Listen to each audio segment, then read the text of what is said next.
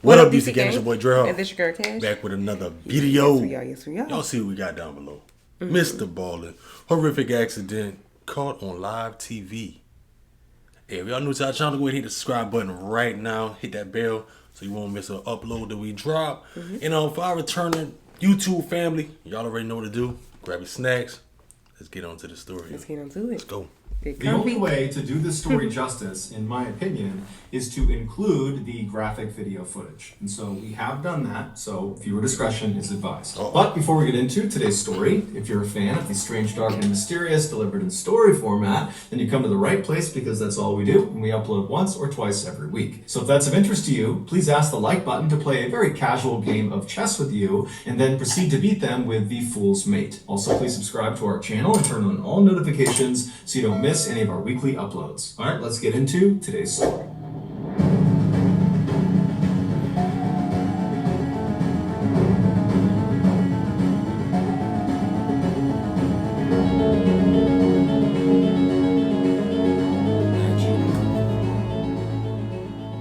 On January 27th, 1908, a 34-year-old handcuffed man walked out from behind the curtain to a cheering crowd inside of a theater in St. Louis, Missouri. This was going to be this man's first ever live performance, but he did not seem nervous. Next to this man on stage was this comically oversized milk can that was filled to the brim with water. Once the audience had stopped clapping and had calmed down and taken their seats, this man on stage turned to face this milk can and then climbed up this small ladder and then lowered himself feet first into this can. And as he did, his body displaced water from the can, causing it to spill over onto the stage. And then once almost all of his lower half was submerged in water and the audience could only see his face, this man looked over at his assistants in the wings of this theater and kind of gestured to them that he was ready to start. And so the assistants come running out into the middle of the stage and they immediately close the lid of this milk can over this guy, pushing his head down into the water. And so as the audience is gasping and collectively holding their breath, the assistants proceed to lock this lid with 6 different locks around the top.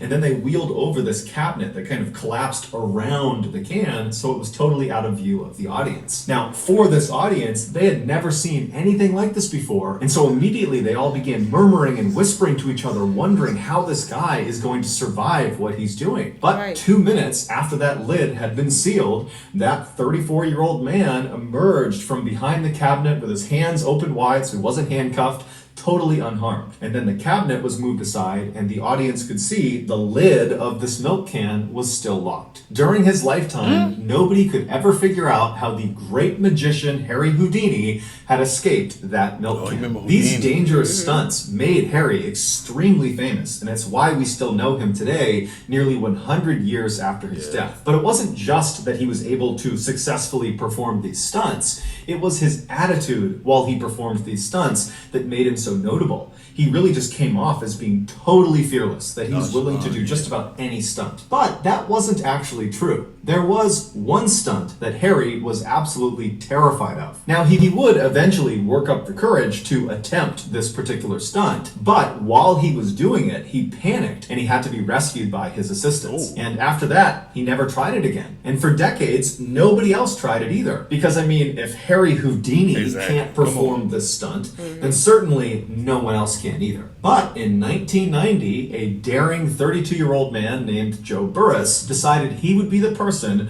who would finally conquer this infamous stunt. Joe was a small-time children's magician in Fresno, California, but deep down, he had always believed that someday he would be the next Harry Houdini. In fact, he would actually tell his family that not only would he be the next Harry Houdini, but he would be even better than Harry Houdini. Hey, I don't see nothing wrong with him being like that. I don't see nothing wrong either. He got faith in himself. Want to be like one of the greats. You say I'm gonna be the next one and be better. Nobody else tried it.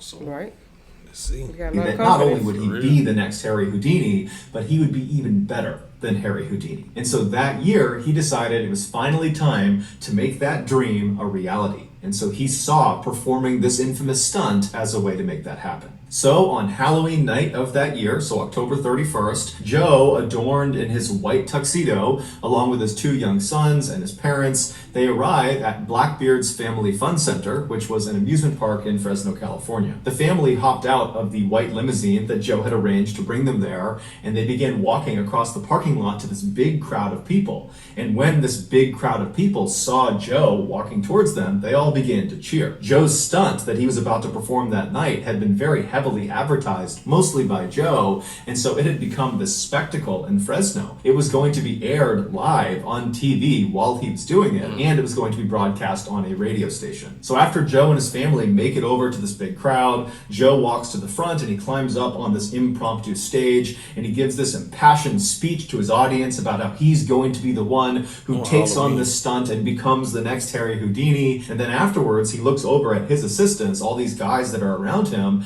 and he gestures to them that he's ready to begin.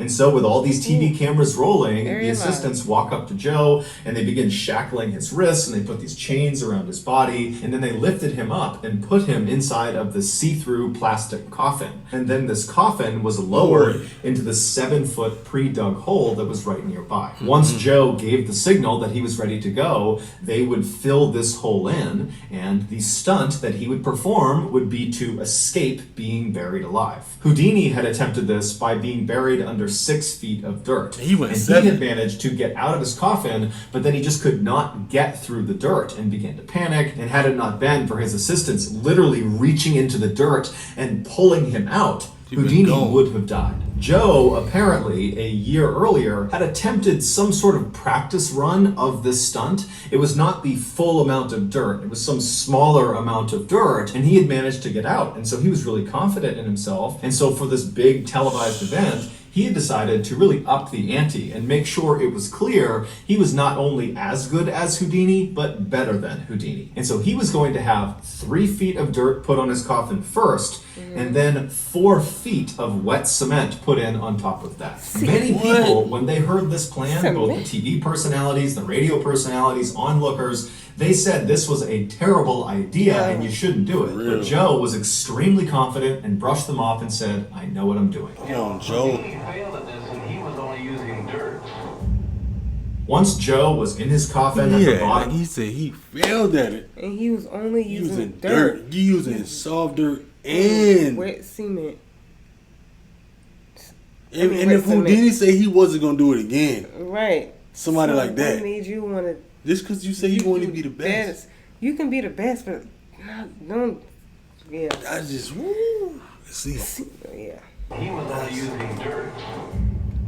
Once Joe was in his coffin at the bottom of this 7-foot hole, he looked up at his assistants standing over the grave waiting for a signal, and he gave it to them and kind of shouted up to them that he was ready. And so his team very excitedly began shoveling dirt into the hole. But after only a couple of minutes, when less than a couple of feet had been put in the hole, they heard Joe yelling out from inside of the coffin.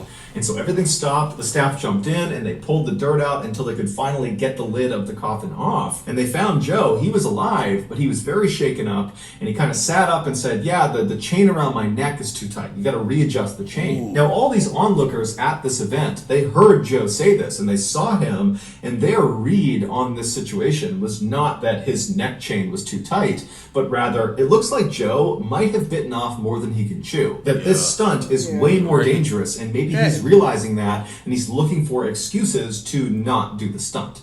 And so the onlookers, they didn't try to egg him on to do it anyways. They started feeling apprehension too. And so everybody who was there began telling Joe, "Hey man, get out. Don't do this now. This is a really bad idea. It's not worth it. The chain's too tight. That's a sign. Don't do it. Don't get back in." But Joe, after kind of collecting himself, told the group that he was totally fine, that it was really just the neck chain that was the only issue, and he demanded his staff put that chain back around his neck after they loosened it up, and then put him back in the coffin and fill it in. And so eventually his staff take taking that cues was from like a him, warning said, right there. okay. That was a warning. And they got his neck chain readjusted, and they put him back in the coffin. They chained him back up again. They closed the lid, and once again, he gave the signal that he was ready to start.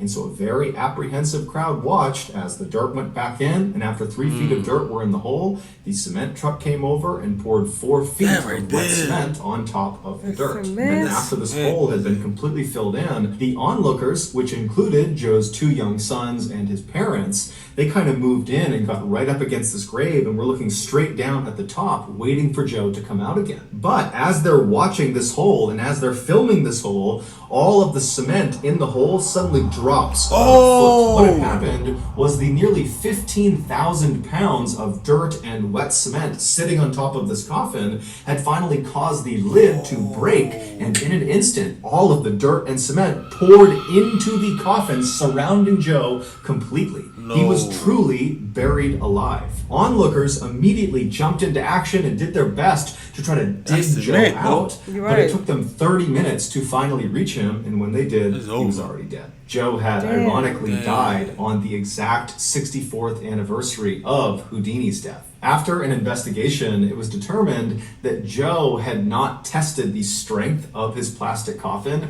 against the weight of the wet cement. He'd only tested it against dirt because that was the one he had done the year earlier. He had done it under dirt, and it worked. Joe had also not taken into account that cement dries from the bottom up. So even if Joe had managed to get out of the coffin and make his way through the first 3 feet of dirt that was right on top of the coffin, he most likely would have been trapped under the hardened cement layer. Regardless. Cement starts to harden first at a lower elevation, so it's going to be hard. It hardens at the lower part. So they told him? And you know what I'm saying? It's like, oh, you played you it. can see it in his It eyes. was like I know he Russian wanted. roulette, boy. Oh God, no. He should have just listened to the crowd and said, you know what? They don't want me to do it. I'm not gonna do it. Yeah. Yeah, That's why that chain tightened up on maybe. That's like a intuition. Someone sign telling you, don't do it. Don't do it. You can still be better than Houdini. You shouldn't have. It already happened. But it already happened. That's look at his face. Look, watch this. So it's going to be hard. You mean it hardens at the lower part? I thought it started at the top. No, it hardens at the lower. No. In fact, I shouldn't even kid. This is very serious. This is no magic trick. This was a doomed mission from the start. He was surprised. Because Joe was so confident in himself and his ability to do the stunt, no one stopped him. He thought Houdini was one of the great escape artists, and he wanted to be better than Houdini. And he was close. So that's going to do it, guys. If you found the secret in today's episode, let us know in the comment section what it is and where you found it. So give us the timestamp. How was he close? Right, he wasn't one bit close. You see, Houdini tried it and never did it again, right? And if he said that was over, he wasn't even going to do it no more. The fact that you put cement and then it's told you that it gets harder from the bottom up. So and he even repeated it, man. He said he hard on the bottom up. Man, man, we're not doing this. Somebody should have been wondering, like, yeah, come on, man. We're not gonna do this. We're not gonna put you through this. We're not gonna be responsible for your life. But I mean, he is responsible for his own life, and he still wanted to do it. But that right there, he had any other confidence, but that was that's all right there. I don't know. Getting buried like that, man. That was cringing, y'all. Cringing. Oh man, that was a horrific accident caught on live TV. Sorry that happened to him though. No one other than MrBallen, for real. I wonder if they still got it like on YouTube. What, the like video? That video. Oh, I wonder. I want to see and check it out. If y'all enjoyed this video, put a like on it, leave us comments down below how you feel about this. Do you think he should have did it? Or do you think he should have called it quits? I think everybody say shit. And you know, some people still do things like... And they'll say, oh, well, at least he get to do something that he wanted to do before he died. But that is our opinion on that. Y'all let us know how y'all feel down below in the comment section. If you're new, once again, hit the subscribe button, smack that bell. Other than that, y'all stay safe. We'll catch y'all next video. Catch y'all next one.